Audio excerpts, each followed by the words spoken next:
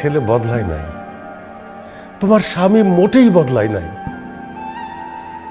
সে আমাদের ভালোর জন্যে, আমাদেরকে ভালো রাখার জন্যে আমরা তাকে বদলাই দিছি। একদম ঠিক কথা বলছো।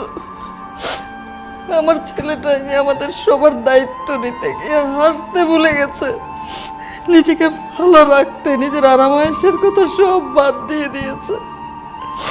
আমি মা হয়ে একটাবারের জন্য বুঝতে পারি নাই আমার ছেলের এই কষ্ট। আমি কেমন মা। ম্যাম, আমি জানতাম যে আপনি হয়তো স্যারকে ভুল বুঝবেন, তাই নিজেই ক্লিয়ার করার জন্য চলে আসলাম।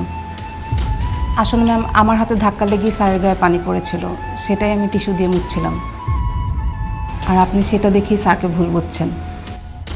আসলে স্যার খুবই ভালো একজন মানুষ এবং খুবই পরিশ্রমী একজন মানুষ।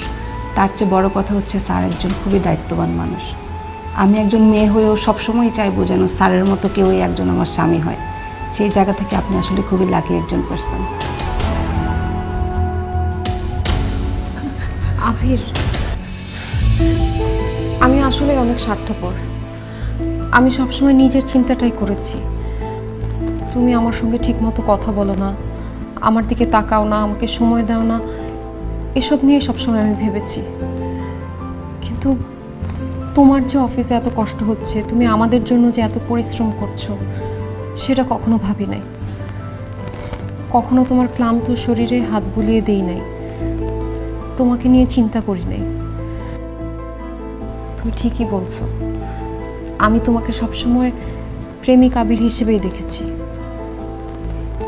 স্বামী আবির হিসেবে দেখি নাই। তোমার যে এখন এত রেসপন্সিবিলিটি, সেগুলো আমার মাথায় রাখি নাই।